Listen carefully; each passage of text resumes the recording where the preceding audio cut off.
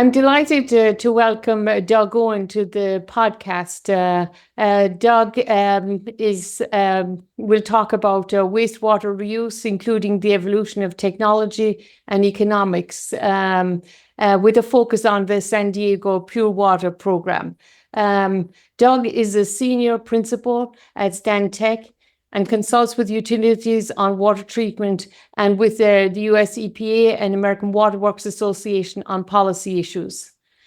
He was elected into the National Academy of Engineering last year for his contributions to drinking water quality, expansion of potable reuse, and integration of sustainability in water treatment plant design.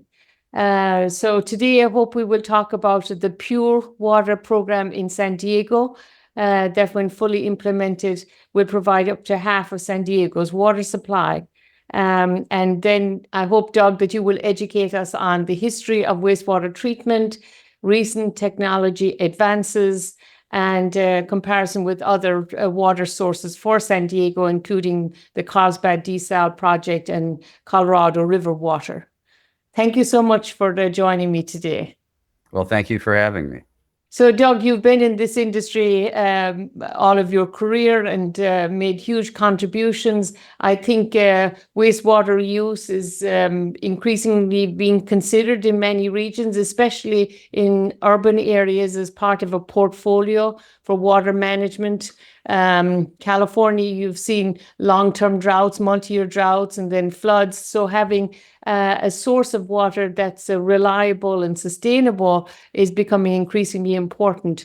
Globally, they estimate, Michelle Van Vliet and her colleagues estimate that about 360 cubic kilometers of wastewater are produced each year, and a cubic kilometer is similar to million acre feet, 1.2 cubic kilometers per million acre feet. So of all that wastewater that is produced, 63% is collected, and 50% is treated, and 11% is reused. So that's about 40 cubic kilometers that's reused. And that's similar to the volume of water that's desalinated globally also that they estimate. So I would love to hear your ideas on the status of wastewater reuse in the US and how it compares to the global numbers, and what you hope it achieves in terms of water sustainability. Yeah.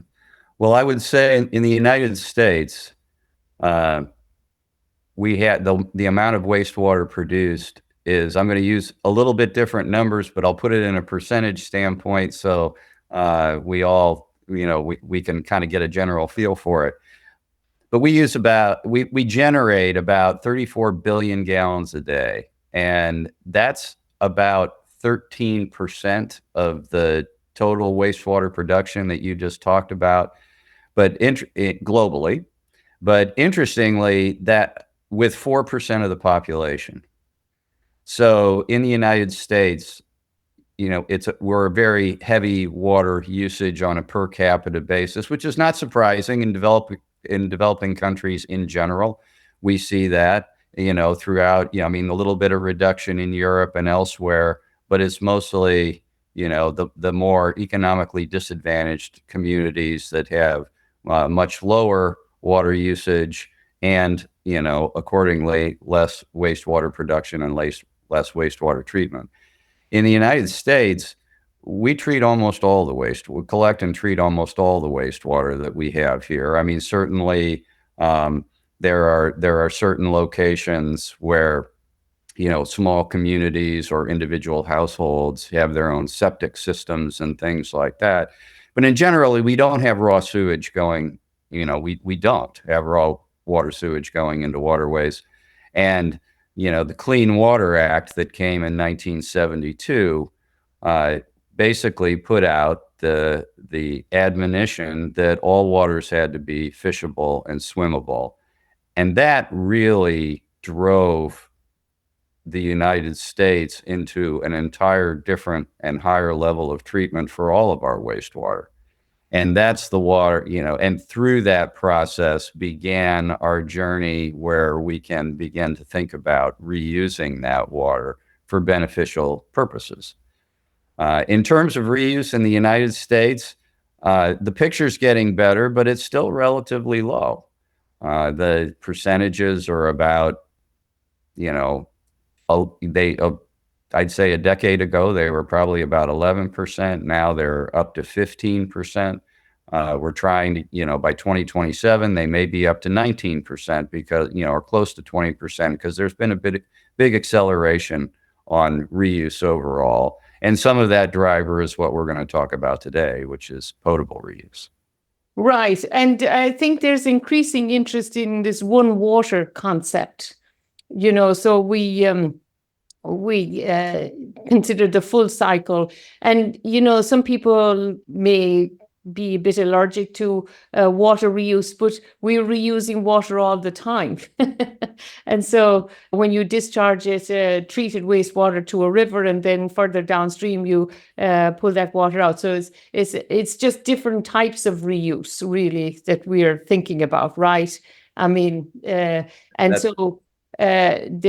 is, maybe there was the concept toilet to tap, or I don't know what the word is that you use now, the verbiage you use to reflect complete potable water reuse. And so that's becoming achievable because of the technology advances, right? That's right. And to step back for a second, it's very, I don't think that people often think about the fact there is no new water on the planet. All the water that we have on the planet is here right now and has always been here. So every drop of water that we use, that we consume, that we use in our daily lives is already reused. It's just whether it's happening through some natural processes or we're accelerating those kinds of processes through technology overall. And I really want to get away, and we might have a chance to talk a little bit about public outreach and all of that, but I'd really like to get away from that toilet to tap concept because it really is a misnomer and isn't true because everything that happens, you talked about technology, everything that happens in between, it's really wastewater collection to treatment, to treatment, to treatment, to treatment, to treatment, to your tap. And so it's really important to understand the ability of the technology to do exactly the same thing that nature does, but just do it in a more accelerated manner in denser population areas. Right. So I think, San Diego, the Pure Water Project, that you are heavily involved with leading now, that is a huge project to treat the wastewater. And I think when I spoke with Bill Alley earlier in an earlier podcast, I guess maybe when they were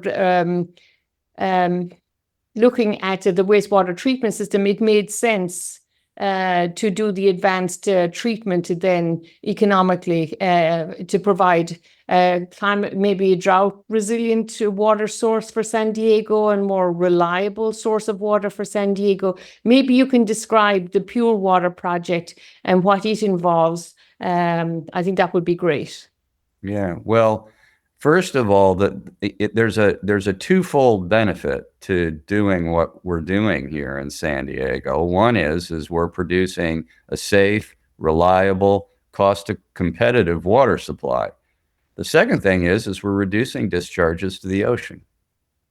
And of course, the ocean is, the Pacific Ocean is such an important, economic and recreational and environmental asset for California. We really need to do everything we can do to protect it. So by diverting wastewater and producing purified water, we're reducing those ocean discharges. And so there's a lot of value, on both sides of that.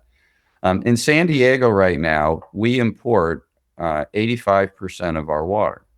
And it comes from one of two locations. It comes through primarily through the Colorado River aqueduct, that's to the east, but it also comes from the State Water Project from the north to a lesser extent. And those aqueducts, they cross earthquake fault lines. As we all know, what's happening with extended droughts and what's going on in Lake Mead with the Colorado River, where we really have over allocated the Colorado River to 7 states. And so the question is what can we do in places where it's economically feasible in order to create a more local, sustainable, reliable supply? And that's where Pure Water San Diego comes in. So ultimately for the program, right now there's a couple of phases, and we're in construction, past 50% construction on the first phase. Ultimately, when that's fully implemented, it'll be up to half of the city's water supply.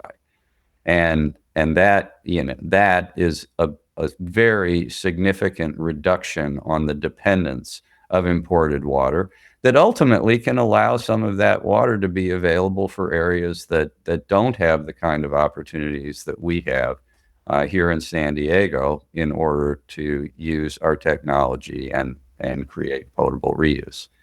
So that was how the project has been envisioned and how it's going forward. And we use a very high level of treatment to do this. We start, as we talked about before, we talked about the Clean Water Act and the fact that all waters had to be fishable and swimmable. And that meant that we created, a certain level of wastewater quality to begin with. That once you add a little bit of add some filtration to that, is good for non-potable reuse. So you can use it in the commercial industrial area. You can use it for irrigation. And depending on the quality, you can use it for food crops or non-food crops. The city back in the late 1990s established 2 treatment plants for collectively for 45 million gallons a day to produce that kind of water, the non-potable reuse. But there's always a balance that's associated with demand for non-potable, and getting the piping to where it needs to go. And we realized that there were times when we really need to think of that wastewater as a water resource, just like you were talking about, Bridget. In the one water concept, it's a resource.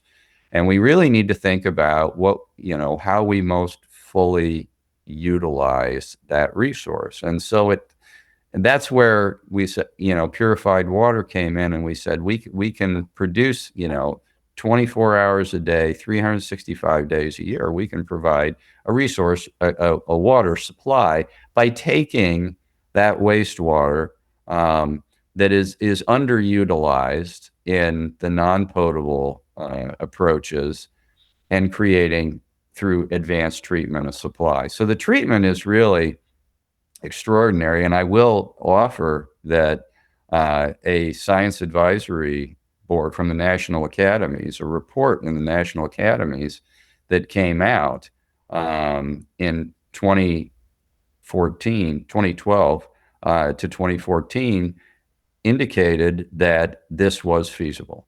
There had been a lot of talk about it for a long time, but they went to the academies and they said, and got the best scientists and engineers together and said, do we really think it's ready for prime time? And the answer was yes. And that really helped support and accelerate the movement to potable reuse that we're seeing throughout California, and was a very strong supporting document for what we're doing here in San Diego. And it is about the treatment. The treatment uses the same basic concepts that we've always used for drinking water, multi-barrier treatment. And we use a number of different approaches to that treatment. We have physical separation, through sedimentation, filtration.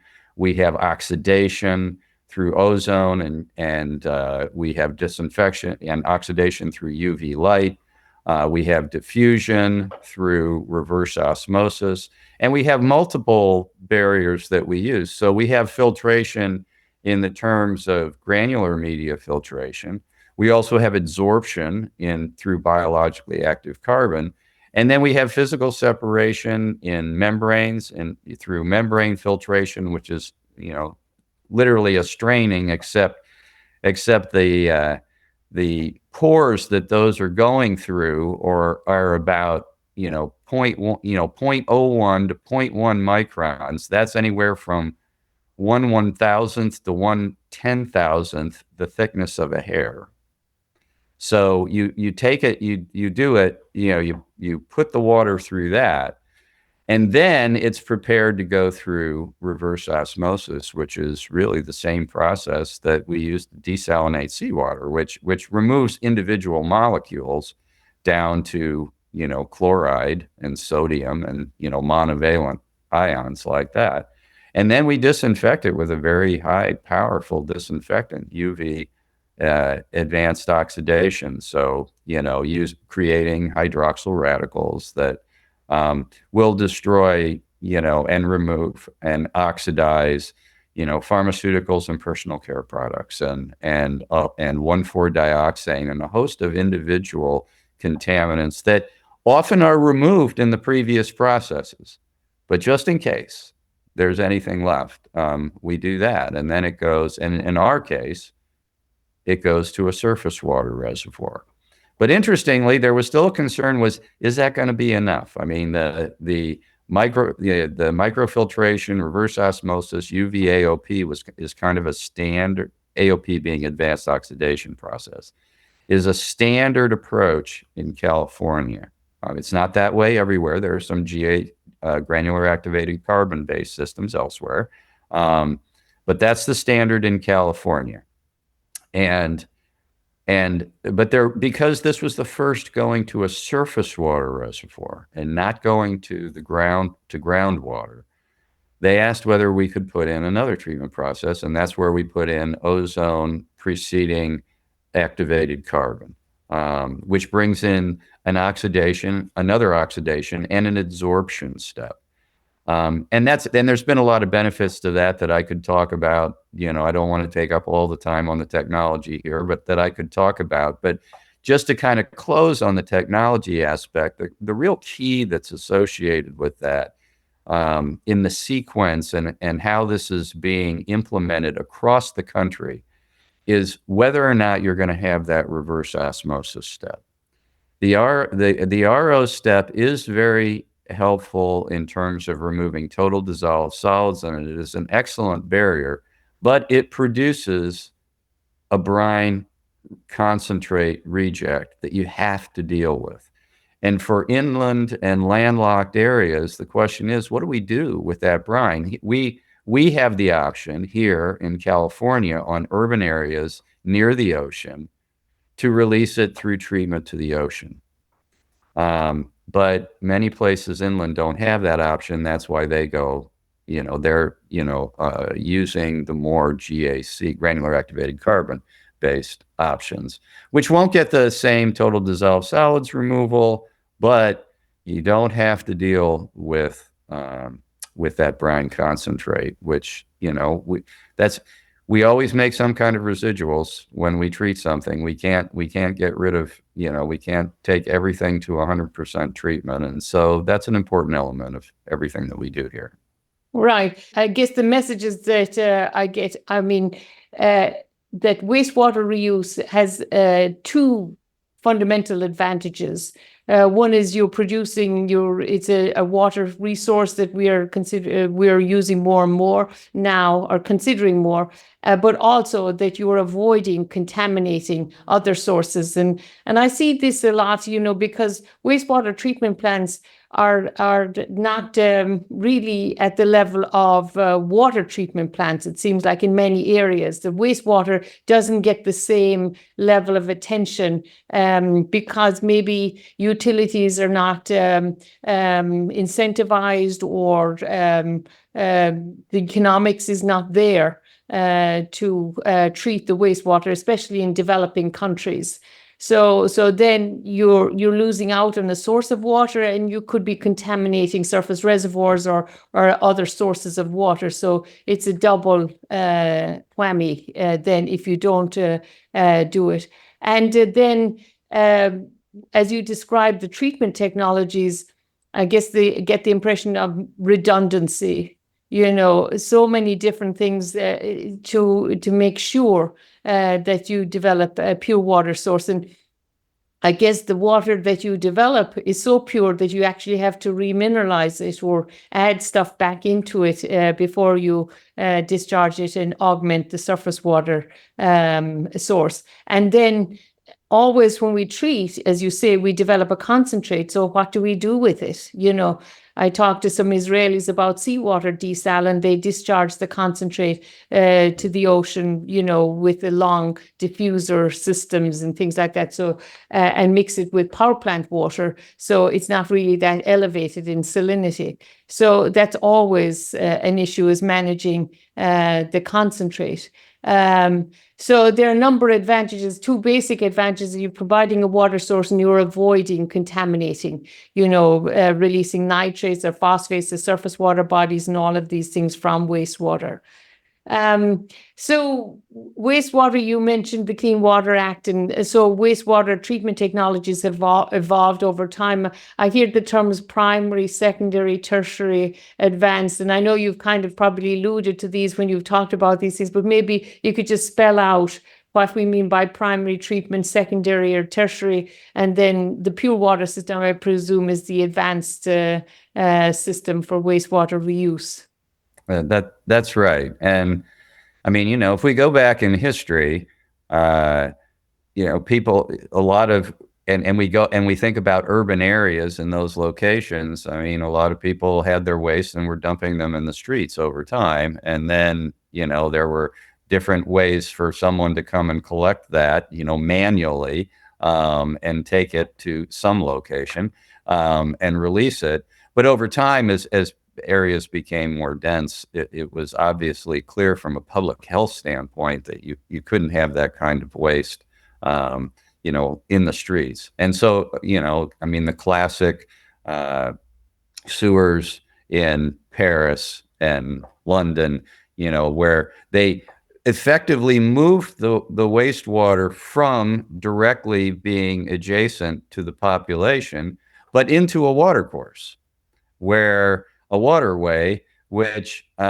with the concept, well, it'll be diluted. And when your waterway is large enough and your waste discharge is small enough, that may work to some degree. But the problem is as these urban areas get larger and larger, the assimilative capacity of the receiving water can't possibly tolerate it. And so the concept was we have to have some level of treatment. Now, primary, and so it started very simply with primary treatment, some things called Imhoff cones, where they, take wastewater, put it in to a large settling basin, and the solids would say, I mean, it was kind of a cone with a V bottom on it, and the solids would settle down to the bottom, and they would digest a little bit, just the way that you think about if you, leave food on the kitchen counter for a long period of time, it starts to digest and produces a little bit of gas and things like that. And then they took those solids and they took them somewhere, and that's one level of treatment. And you can get a reasonable amount of suspended solids removal in that, maybe up to 60% suspended solids. And there'll be some other soluble. The key here in that is there's this remaining soluble material that can't be settled, but creates an oxygen demand. And and you'll get some of that out. There's some of that oxygen demanding organic substances associated with the solids.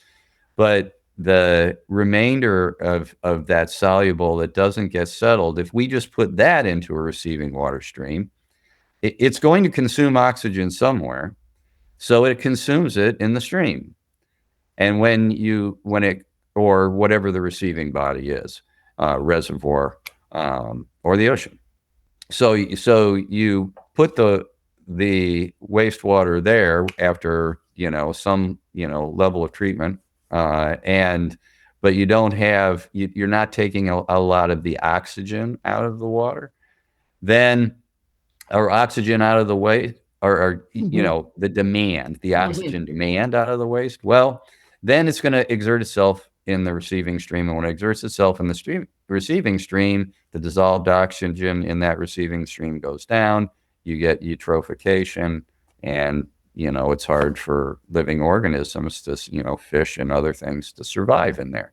So, so the next step was, how do we do that? And so what we did is basically, as a population, is we developed systems where you accelerated that natural process. You built basins, you put oxygen into it, it grew microorganisms. It's called activated sludge. That's the term for it. And you grow them, and those bugs in the basins eat all that soluble material, and then you send it into another settling tank. You settle out the bugs. You let the treated wastewater move on, which now has a much, much lower oxygen demand. I mean, these are really very efficient basins where you're putting the oxygen in, and then you bring the bugs back, so that they can continue to be effective. But just like when you give up bugs a bunch of food, you grow bugs. And so you have to take some of those bugs out periodically to keep a stable system all the time.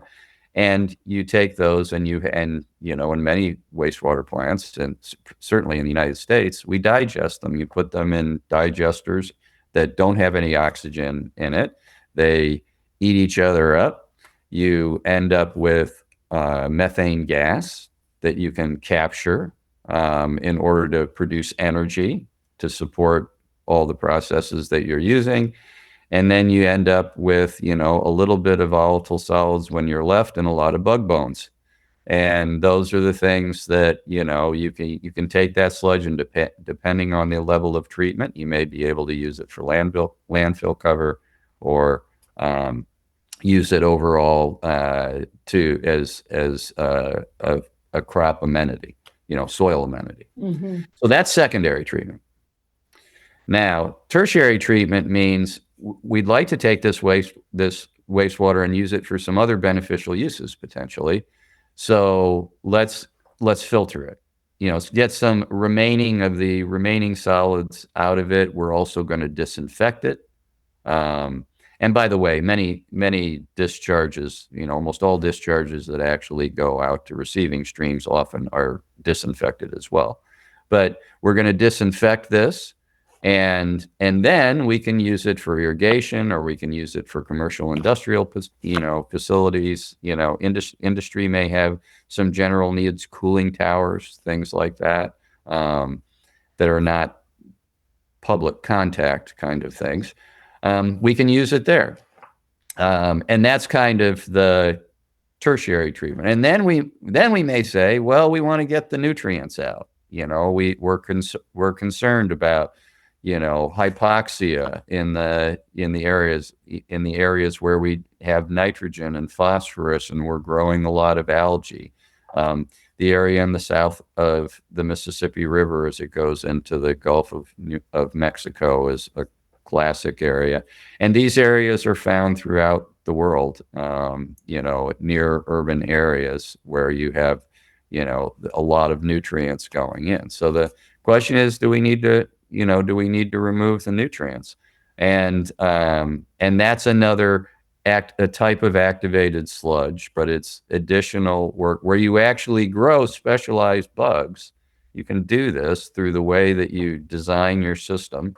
You grow specialized bugs that will take the nitrogen and turn it into nitrate, and then other bugs that'll take that nitrate and use it and convert the nitrogen to nitrogen gas, which then is completely removed, removed atmospherically to the system, from the system. And that's how you get rid of the nitrogen. And those bugs also take up a lot of phosphorus. They need that phosphorus for energy.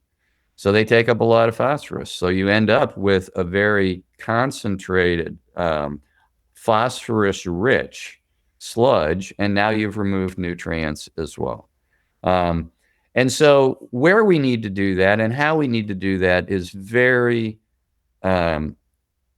closely related to what we'll call the assimilative capacity of the receiving water. There's very high levels of nitrogen and phosphorus removal required in Chesapeake Bay, for example, on the East Coast, because it's a very sensitive ecosystem.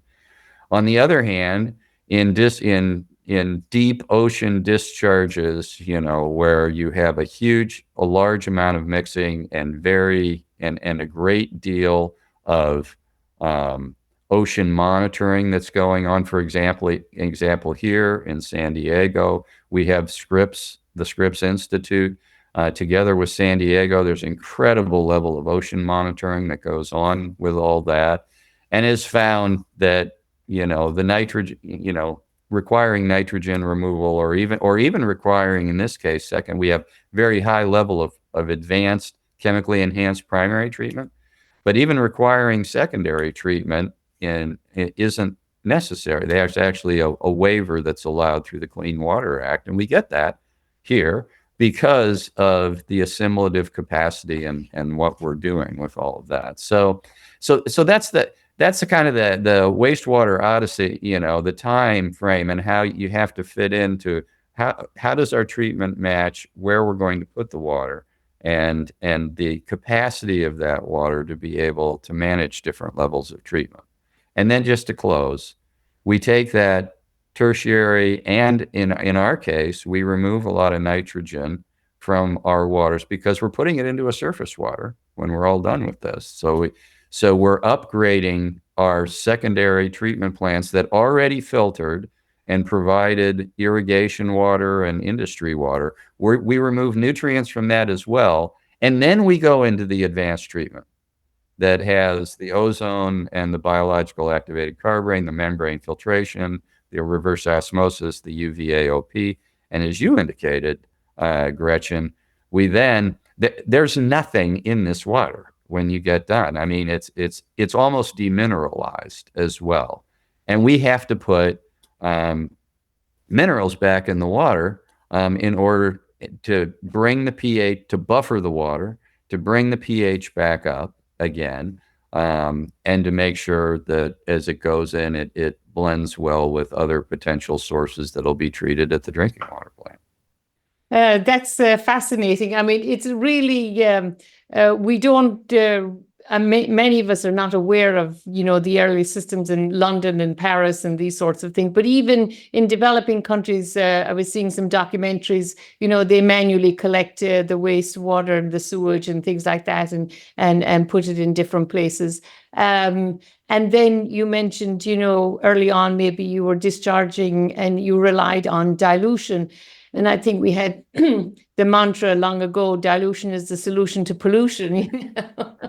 But then, as you said, that depends on the assimilative capacity and how much flow you have in the rivers, or how much buffer you have in the oceans and things like that. So that's an important aspect. But then the basic, it's interesting to hear that maybe you don't even need secondary treatment to discharge to the ocean in San Diego, because you've got such a large assimilative capacity in the system. And then that chemical demand and eutrophication that can occur because of the oxygen demand of the waste. And so it has evolved over time then, but we're still seeing, it hasn't evolved that much, or it's not being utilized as much in developing countries.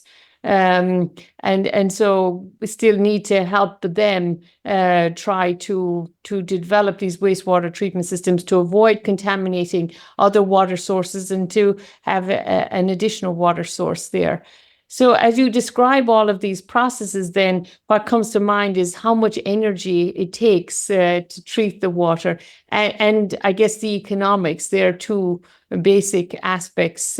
Maybe you can discuss those a little, Doug. Sure, sure. And you know, overall, just to touch as I move into this, to touch briefly, on the developing country issue. I mean, it is an issue of economics and affordability, and the economic support you can have for it. But it's kind of a related thing. You can spur your economy if you have better water sources and everything. But you have to spend in order to be able to have those water sources. And so, getting the system moving in order to be able to create those true infrastructure benefits, it's a conundrum for people Chicken and smarter egg than sort me of to thing. figure out. Yeah. But, as we think about here in San Diego, obviously a much higher developed economy here, it takes a lot of energy to move water. Water's heavy, it's 8.34 pounds a gallon. And when you move water, from the Colorado River, or the state water project to the north, hundreds of miles over mountains, you're using a lot of energy in order to bring that water to where we are.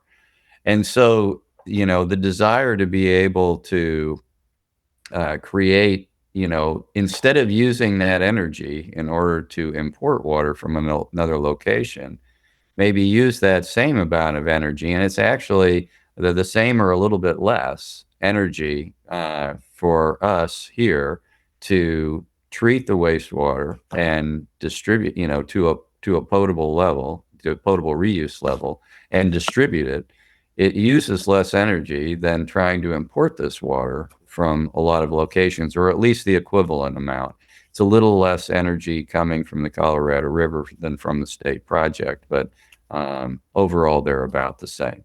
And the other thing that we always want to remember when we talk about is there's kind of two pieces to the energy use equation.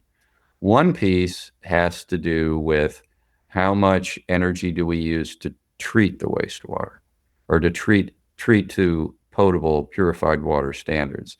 The second thing is we have to get it somewhere. Once it's treated, we have to move it to a place where it can be stored as a water supply, or actually ultimately through direct potable reuse, to be blended with other drinking water supplies and go into the system.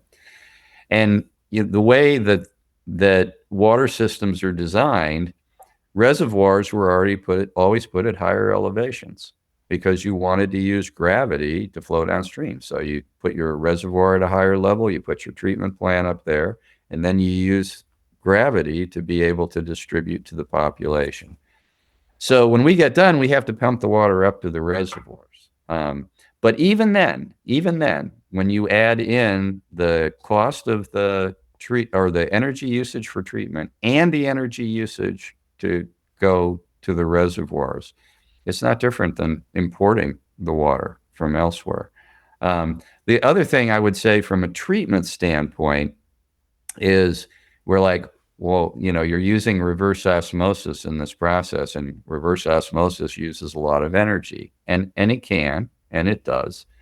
But the amount of energy reverse osmosis uses depends on the salinity of, or the dissolved solids of the water. I mean, that's why it's called reverse osmosis. I mean, in normal osmosis, the water's going to move from, a pure location, to one that is saltier. Well, what we're doing is we're basically reversing that process and taking the saltier water and creating a more purified water. And the energy that you need to do that is proportional to the difference between the purified water that you're producing and what you're starting with in the salinity, because you're going against that natural osmotic pressure and process. And so, for example, the total dissolved solids, we'll call it salinity for an easy term, of wastewater might be 1,500 milligrams per liter, or 1,000 milligrams per liter. In the ocean, it's 32,000 to 36,000. So the energy that you need in reverse osmosis to desalinate water is much greater than the energy you need through reverse osmosis in the processes that we use. Now you don't have, the trade-off there is we have more pretreatment processes, much more pretreatment processes that are energy intensive. Wastewater treatment, you're pumping oxygen in, you're, creating, there's a lot of energy to do that. You don't have that in desalination. So there's trade-offs there. But, we would use, probably from an energy portfolio side, on the treatment side, maybe about, a half to 2/3 the amount of energy you'd use to desalinate ocean water on the treatment side. But then, of course, it all depends on where you're putting where that water goes to. We have to take the water to a reservoir.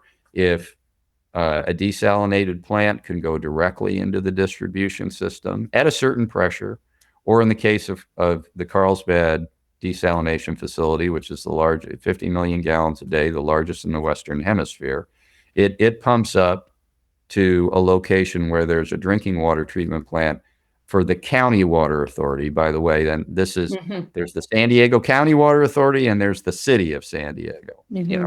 Purified water, Pure Water San Diego is the city of San Diego. The desal plant is the county of San Diego. But we're all providing water in the same area. But they have to pump up, to a location there as well. So just looking strictly at what the, how much does it take to treat, doesn't really take in the full energy portfolio that you need in order to be able to get the water where you want it to be. You want to treat it, you have to get the water. Then you have to, which in our case is relatively straightforward because we're collecting the wastewater, or in the case of the desal is because the ocean's right there. But imported water, that's where all the energy is. Then you have to treat the water, and we've just talked about that. And then you have to move the water to the place where it's going to go to the customers. So, I will offer, that we'll be the first surface water augmentation in California. And there's some very specific rules, but there are some systems that have been doing groundwater augmentation for a long time. The largest in the world and very notable is Orange County Water District, which is just north of here in Orange County, which is the county that's south of Los Angeles, where Disneyland is.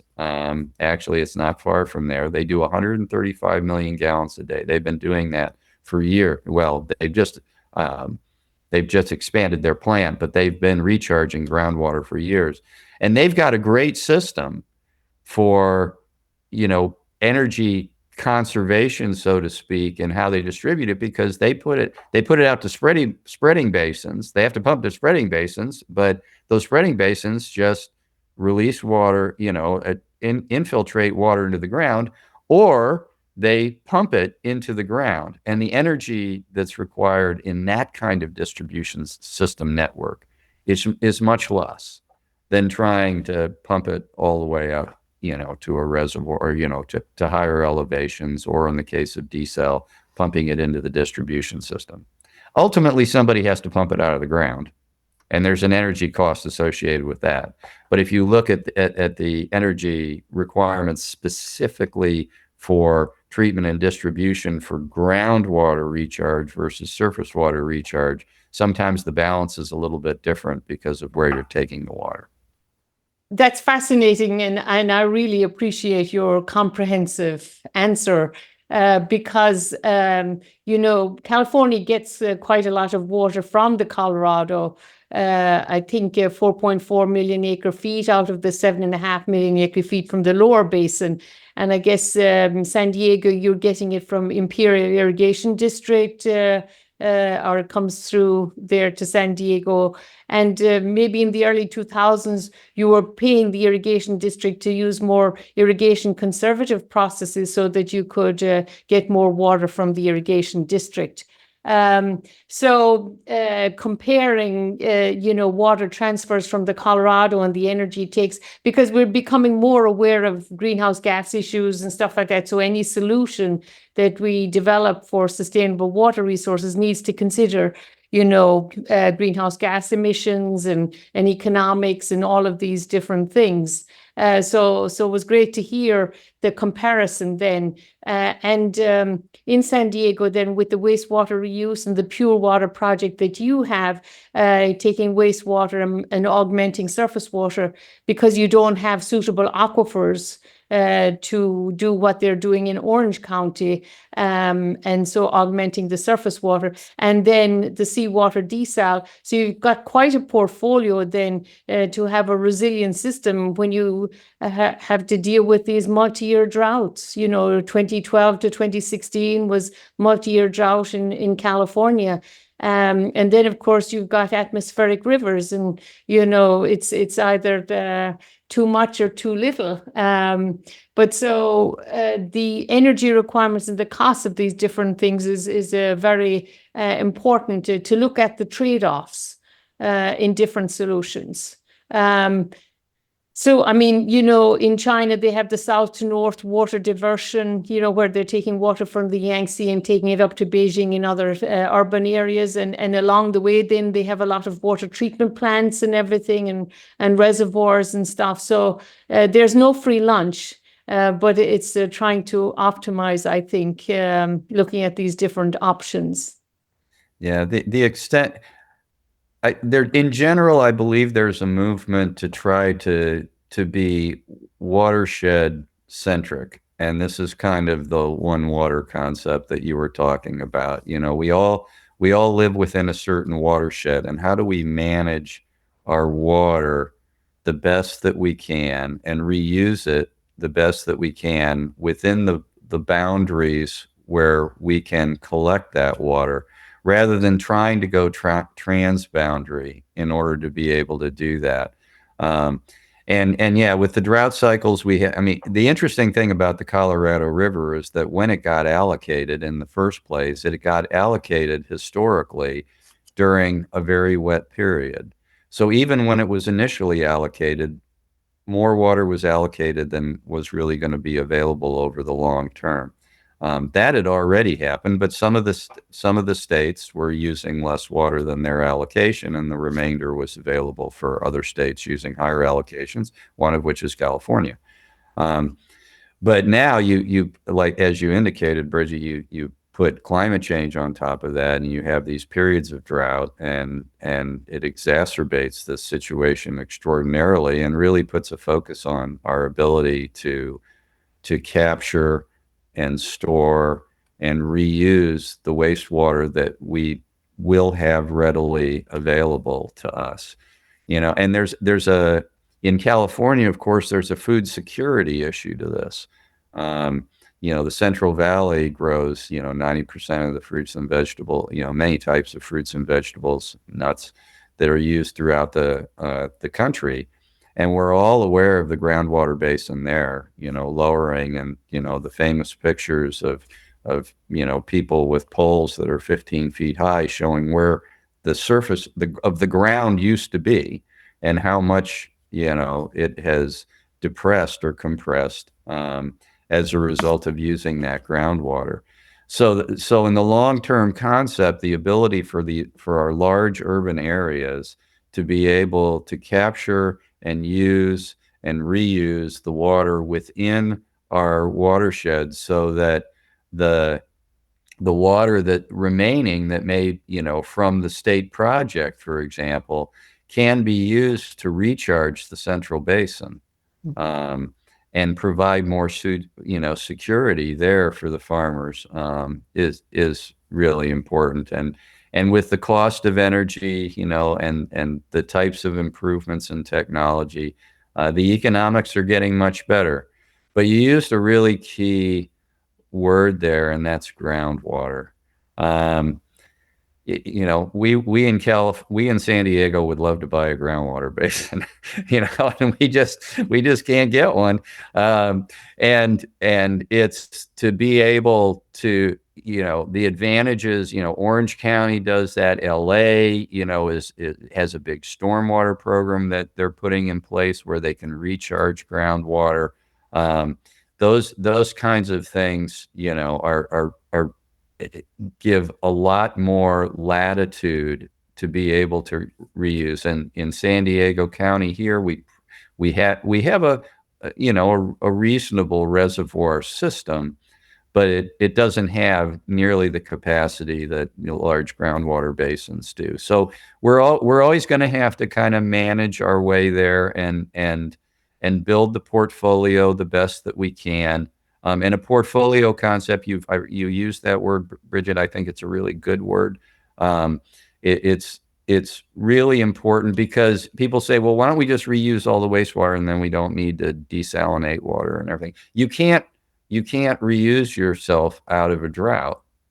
You can't conserve yourself out of a drought. If you have no other water resources, there are just consumptive sources that, through evaporation or, bodily function or crops or whatever, you can't get that water back. So you have to have some amount, through your natural rainfall, or in the case of San Diego, desal. You have to expand the portfolio in order to be truly be able to count on everything in the watershed.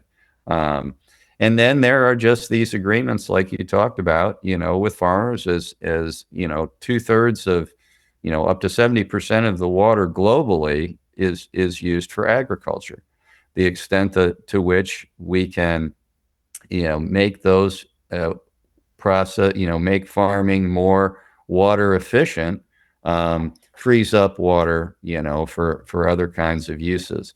And, similarly, that exchange with the Imperial Irrigation District, in order to, purchase water rights from them to bring it to urban areas, but also allow them to be more efficient from a farming standpoint, is an example of that. And again, in that case, just to be clear, that was the county water authority, the county, not the city. But, we're all together here in Right. San Diego proper. Right.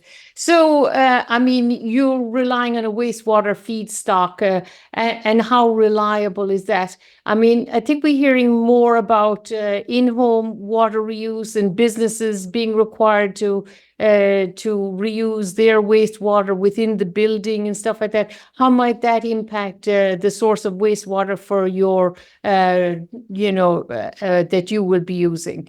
Yeah, conservation and other reuse has a very large impact on the wastewater that's available, um, to be able, for these centralized kind of facilities. As a matter of fact, as we looked at the plans, there was a concept in 2012 about how all this would come together for Pure Water San Diego, in these different phases.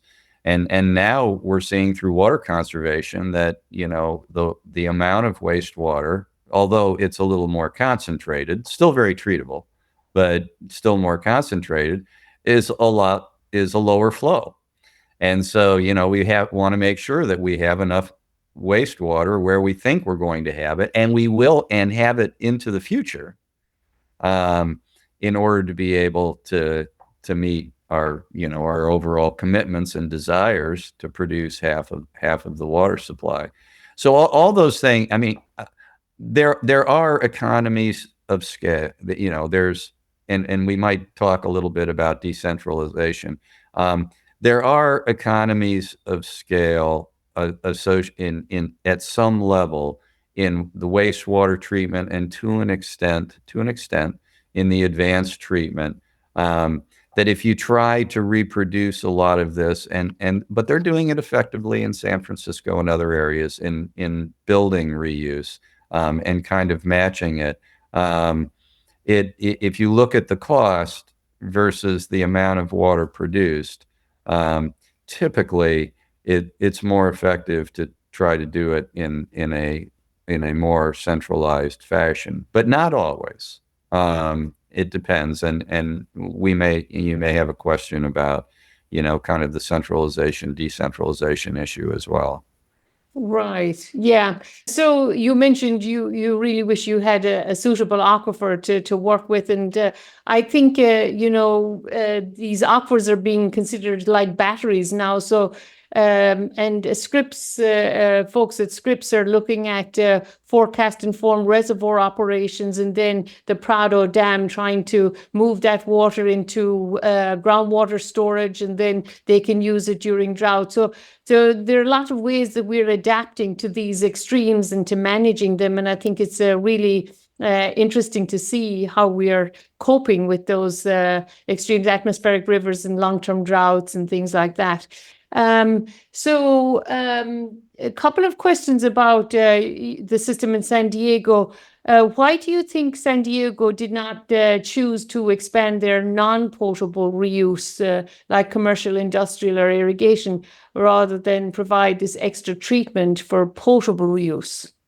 Yeah, that's a really great question, and there's a couple of kind of key areas where you look to reuse. One is commercial, industrial, often in cooling towers and things like that, and the other is in irrigation. And if you have a commercial industrial customer that's very large, that's going to use your water continuously, um, that can offer very favorable economics for what we'll call non-potable or non-drinking water reuse. And as an example of that, in Phoenix, Arizona, the 91st Avenue wastewater treatment plant has a customer, the Palo Verde nuclear power plant, and they use a lot of recycled water from the wastewater from the reuse plant in order for cooling water, and they need that 24 7 365. It's great. But a lot of times in urban areas, you don't have a customer that large, or you don't have those customers all in the same area. There may be a business district that has groups of, but they don't use that much water. And like we just talked about, you've got to pipe the water out there, and you're running those pipes through city streets, that are very crowded, now with utilities and yeah, I mean, underground, energy utilities and fiber optic and all that kind of stuff. I mean, it's hard to find any open space under the ground. And you never know where. I mean, my favorite statement about that, we always try to minimize how far we move water in the streets under these kinds of plans, because everything that you can't see is not where it's supposed to be. And once you start, digging up underneath there, you find things. So you don't want to be shooting all these pipelines out everywhere, But if you have a good industrial customer, you should take advantage of it. The second thing is, so it's not sure how much, of your total wastewater you can use in that. The second thing is you can use a lot for irrigation. And the city has been, relatively successful with that. We use an average, of about 10 or 11 MGD overall in the reuse portfolio. But when it rains, and it does still rain in California, we get about 10 inches a year, 25 centimeters a year here. In San Diego, and sometimes more. And we have the last couple of years. Nobody needs it. Nobody wants it, so they shut it off, understandably. And so you have this water resource, and you can't do anything with it, and off it goes, through treatment and off to the ocean. And so what potable reuse really allows you to do is fully utilize the resource that you have, 24/7, 365 on a beneficial way in order to produce a source that you can store and then use, for drinking water. And you bring up an important point with the economics. I mean, you need a stable customer. You don't need just a fair weather customer, and I've been hearing about this even in developing countries, sometimes when they have surface water, then they don't want to pay for the other system, and then the utilities have a difficult time managing through those times when they cannot sell the water. But so oftentimes you have a take or pay contract. And so if you had a long-term contract with a commercial facility with a take or pay contract, then that would help. And I mean, in Israel, when they developed a lot of their desalination projects, the government guaranteed the price of the desalinated water for 20 years. Right. And that allowed them to develop it. And that's what you need sometimes to develop these options. So the Pure Water project, what are the economics associated with that? I mean, what is the capital costs or the operational costs, or to develop this pure system for San Diego? Yeah, the way that we often do that is we, and this isn't unusual. This is how it's done in the industry: is you take the capital costs, you develop some kind of debt service approach associated with interest rates and the borrowing that you have, and you annualize that cost, and you add that cost to whatever your annual operating and maintenance costs are, and you come up with a unit cost, and that cost is usually a dollar, some currency amount, in our case US dollars, divided by the amount of water that you're producing, and it can be done. Often you see things on the East Coast in dollars per 1,000 gallons or dollars per million gallons. Out where we are here in the West, we use dollars per acre foot. Because it's a farming, and it's an agricultural term that was, if you planted a certain crop, how many feet of water, or inches of water did you need for that crop in order to be able to grow it? And how many acres do you have? And you multiply those two things together, and that's how many acre feet of water that you need. If we put that in urban terms, an acre foot of water might support a couple families a year. So, a family of 3 or 4. And, depending, we're getting a lot more efficient. It used to be an acre foot. I mean, you go back 20, 30 years ago, or even longer, an acre foot might support 1 family. Now we're at 2, and, in some instances where conservation is very good, it can be 3. But so we often do things here in dollars per acre foot. And, when you look at the imported water rates, and you look at the San Diego County Water Authority, and they have wholesale prices. In other words, we'll give you untreated water. We'll get the imported water that comes in. We have a price for that we provide to you through the Metropolitan Water District of Southern California up in Los Angeles. We'll give you that, and you treat it.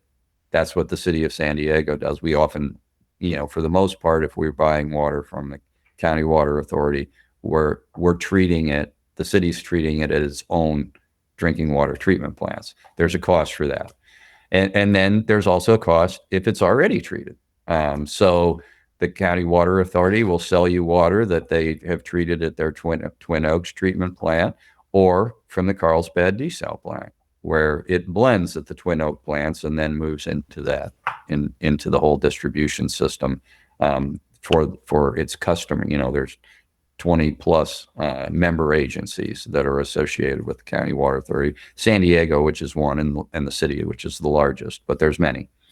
So we look at and balance on all those. And if you look at the latest prices for water, the all-in cost for water from the County Water Authority for treated water is about $1,500 an acre foot or something in that category. They have a take, and embedded in that is the take or pay contract. Just as you said, they have a take or pay with Carlsbad desal, as that's run. That's a design, owner financed operated system that sells the water to them. That is sensitive to the energy costs. So the latest cost of that specific water is about $3,200 an acre foot. If you look at our water is and there's two pieces to this, and this is another thing. If you look at the water that we're doing, there's a wastewater cost to it, and there's a water cost to it. And of course, the agreement that we had is we didn't have to expand our wastewater system for the Point Loma wastewater treatment plant because of all the benefits we talked about, with ocean mixing and all that kind of stuff, and all the monitoring that Scripps and the city does and everything. We don't have to, increase the treatment there to a great extent, as long as we divert and reduce the flows to the ocean through this purified water. So if we weren't producing purified water, there'd be a wastewater cost that we would have. And even as such, there's a wastewater cost, that we incur that gets, and that cost is borne not only by us, but by 12 other not by the city, but by 12 other member agencies that use the collection system. So we have to keep our wastewater costs separate from our water costs. Our water costs are getting to the point, this advanced treatment cost. It's very cost competitive and meaningfully lower than what desal water is, and getting closer to the cost for treated water that's coming from the county water authority. And even both, you take the wastewater and the water, the advanced water costs, and you put those things together, those are still very cost competitive and lower than desalinated water. But I want to make sure here that we don't demonize the cost of desalinated water, because we talk about what's the cost. We always compare to what's the cost of imported water. But what if we don't have that water? That's the whole issue. The issue is not, should we be comparing it to the cost of a resource that at the moment is a little bit over allocated, and with drought, you never know whether you're going to really have it available or not. And you have to move that water. Should we be comparing it to that? Or should we be comparing it to the cost of the next new water supply? And that's, from my perspective, comparing it to what would it cost to develop a new water supply, and desal is a very good example, is a way to determine the cost competitiveness of potable reuse. And in that case, potable reuse is very cost competitive. Right. Well, it's great that you put all of these things in context, because that is so important. And what would the economic impacts be if you ran out of water? Right. The statement that I love I've always heard about is, we spend a lot of time talking appropriately, talking about energy and alternative forms of energy. There is no alternative to water. Right. This is what we have. And it is singly the most important resource. I know I'm probably a little biased here, but it's singly the most important resource on the planet. And there's no alternative to it. So we have to figure out how to be good squires of this resource. Right. Very important to be good stewards of the water resource. And I really appreciate your time today, Doug. It's great to have you in the Academy and providing all of your input into different issues that we're dealing with. And you mentioned earlier that the Academy report on wastewater reuse really helped your program. And I wish you the best in the Pure Water initiative, and it seems like it's progressing very well. And thanks for explaining all of those things to us, the differences between desal and wastewater and imported water. So really appreciate your time, and good luck with your work. Well, thank you for having me, and really enjoyed the dialogue here, and we're excited about everything that's happening in San Diego, so we can't wait to turn it on.